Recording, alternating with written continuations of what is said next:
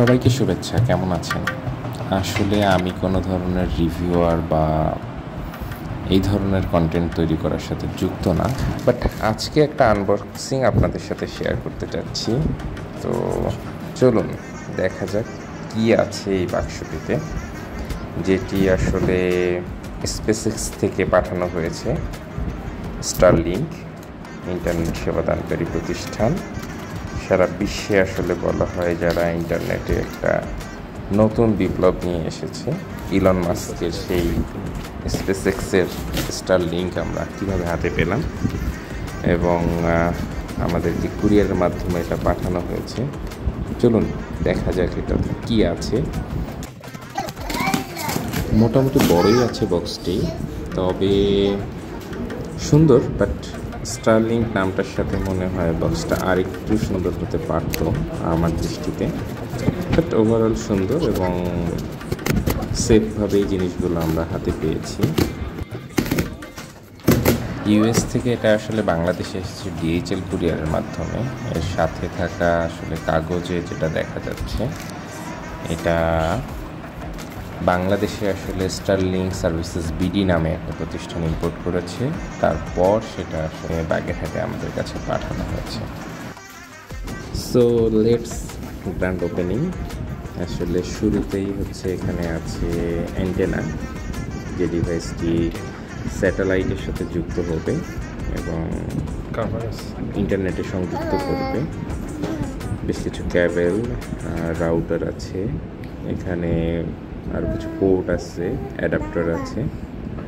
এই যে আসলে একদম সাদা ডিভাইসটা, বেশ প্রিমিয়াম একটা লুক। এখানে স্টারলিংকের লোগো আছে এবং অ্যান্টেনাটা যেভাবে দাঁড়াবে, এখানে ছোটো ছোটো ছিদ্র আছে, স্ক্রু দিয়ে আসলে অ্যান্টেনাটাকে যে কোনো জায়গায় বাইরে মাউন্ট করতে হবে। স্টারলিংকের লোগো আছে এবং মেড ইন ইউএসএ। অ্যান্টেনাটা আসলে ইউএসএ তৈরি, বাট রাউটারটা আমরা দেখতে পাচ্ছি, এই রাউটারটা কিন্তু আবার মেড ইন ইউএসএ না, এটা অ্যাডাপ্টার। এটা মূলত হচ্ছে অ্যান্টেনাটার অ্যাডাপ্টার। এটা থেকে ক্যাবেলটার ওনারা দিয়ে দিয়েছেন। এই ক্যাবেলটার সাহায্যে অ্যান্টেনা থেকে আসলে রাউটারে কানেক্ট করতে হবে। স্পেসএক্স লোগো সম্বলিত সবগুলো ডিভাইসে আসলে স্পেসএক্সের লোগো আছে।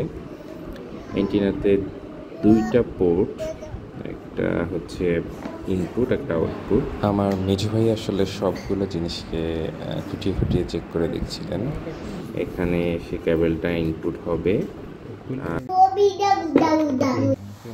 আচ্ছা, একটা তথ্য বলাই হয়নি, আমরা আসলে ডিভাইসটা যখন আনবক্সিং করছিলাম রাত প্রায় 11:30 এবং বাইরে বৃষ্টি হচ্ছিল, কিন্তু আসলে আমাদের কাছে মনে হলো বৃষ্টি হোক আর যাই হোক, আমরা আসলে রাতের বেলায় এটা সেট আপ করে দেখি কী অবস্থা দাঁড়ায়। রাতে আসলে মেঘলা আবহাওয়াতে আমরা কানেক্ট করতে পারি কি না।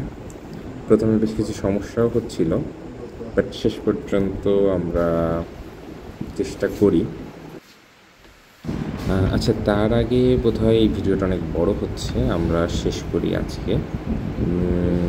ইন্টারনেট সংযোগ পেতে আমাদের কী ধরনের বিড়ম্বনা পোহাতে হলো বা কত সহজে পেলাম, সেটা আমি চেষ্টা করব আরেকটা ভিডিওতে তুলে ধরার জন্য। এই ভিডিওটা আসলে ধারণ করা 16 জুন 2025 তারিখে রাত 12টার পরে, সেক্ষেত্রে 17 জুন বলা যেতে পারে। আমরা কিভাবে এটাকে সংযুক্ত করলাম, স্যাটেলাইটের সাথে সংযুক্ত হতে আমাদের কতটা সময় গেল, সেই প্রসেসটা নিশ্চয়ই আপনাদের সাথে শেয়ার করব। তো আজকে পর্যন্তই। সবাইকে ধৈর্য নিয়ে দেখা এবং শোনার জন্য অসংখ্য ধন্যবাদ। আল্লাহ হাফিজ। অ্যান্টেনাতে কোনো সিগন্যাল নাই।